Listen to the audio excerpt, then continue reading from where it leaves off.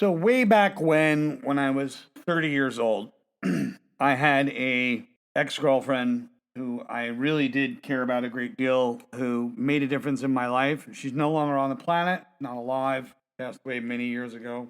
And something she said actually stuck with me and stayed inside of me forever. She said to me, because I was concerned around that time about what other people thought, and she said to me, "Only you define you." And I asked her, "Is that true?"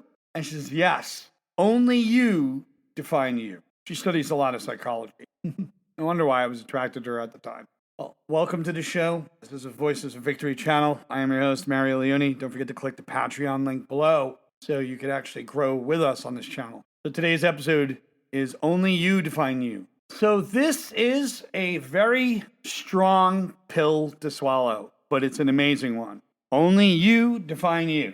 So we look at the big reasons why people feel like they're not getting any momentum in their life. And as it turns out, it could be because they're letting other people decide who they are. You're handing over your self-concept to social media and the rest of the world. And that's not a thing that happens in the background of your skull. This is their opinions, their labels, their reactions, and everything that they think. So the real question I have for you is, who actually defines you? And here's what I'm going to say, because only you define you. It sounds like a fun, exciting, motivational poster, but it's actually your responsibility. It's actually where you stand in your power. It means your identity is not handed over to you. It is created, it is built, it is engineered by you. People will always have opinions about you. They will always call you things. They will always assume things. And yes, they can get things wrong. Yes, they can assume. Yes, they can make mistakes. But none of that becomes real and solid unless you allow it and accept it and put it into your identity as who you are.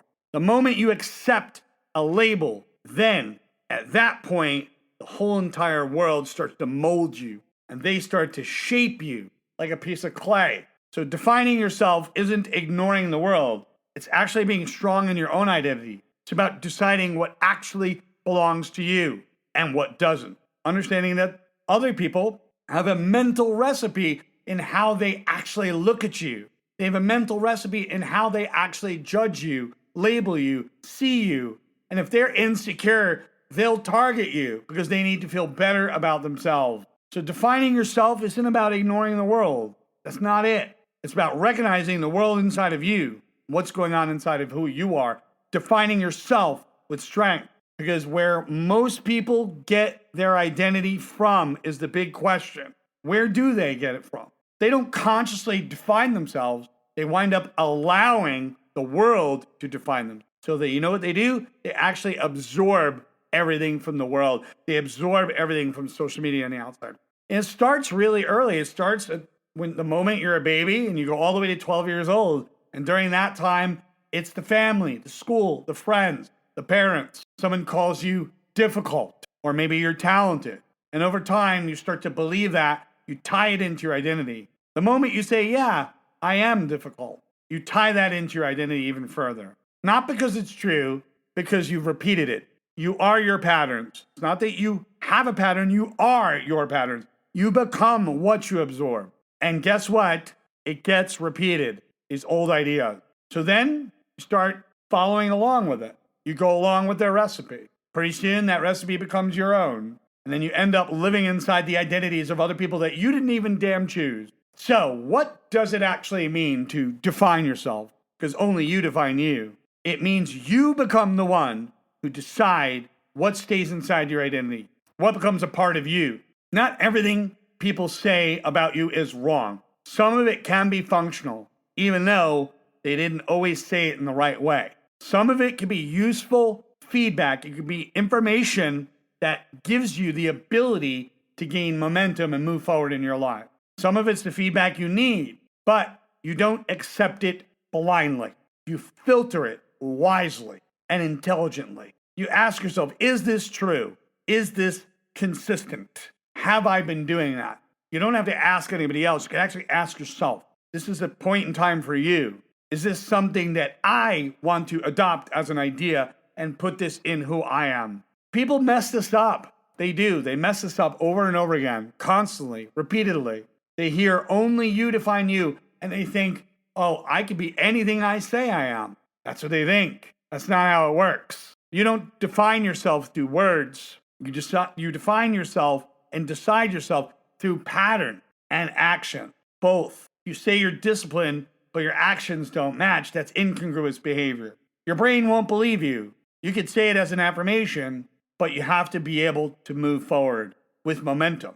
And if you do it consistently, even in the tiniest way, you will start to learn pretty soon that the concept of the self is moldable, completely, 100% moldable. We've come to believe that it's not. So it's not that I say it so it's true. It's more of I do it and it becomes true, and it is true because what I say and what I do match. That creates freedom because you stop letting other people define you, define your life, define your reality. That's what it's all about. And the criticism, you start to build that bulletproofness with it. You start to recognize quality criticism versus the trash that someone spits at you as venom. Because guess what? At the end of the day, it's just information. It doesn't have to be your reality, your identity, or your truth. Praise can be the kind of weapon that people use to actually control you. Stop chasing it. It's only going to make it work. You stop needing permission to be who you are because only you define you. You're not reacting. That's not what it's about. You are choosing. You are deciding. You're understanding that your identity does contain love and strength, not selfishness, not narcissism, not weakness. You are choosing carefully, wisely, and intelligently. That is where the freedom is. Only you define you, no one else. No one else gets that unless you hand it to them. So you're always going to be seen in different ways. You're going to be understood by different people or misunderstood. That's never going to change. But if you keep falling into the pitfall, that thinking that their idea of who you are is the real one, and you're buying into their mirage, and they throw that at you as a projection to impact you. You have to understand the concept of who you are is always changing because you yourself are growing. But what you accept and what you stand behind is going to impact you, and that is going to influence the development of your self-concept. So no one gets that final say, and if no one gets that final say, then the question becomes a very simple and direct one. Who are you choosing to be? Who are you deciding to be? Or are you basing it on what everybody wants you to do? That's all I'm going to say. Don't forget to click the Patreon link below. Send this to somebody who actually needs to hear it, actually needs to understand it, and needs to grow from it. Click on that Patreon link below so we can grow together on this channel. Have a wonderful day. Take good care of yourself, and only you define you.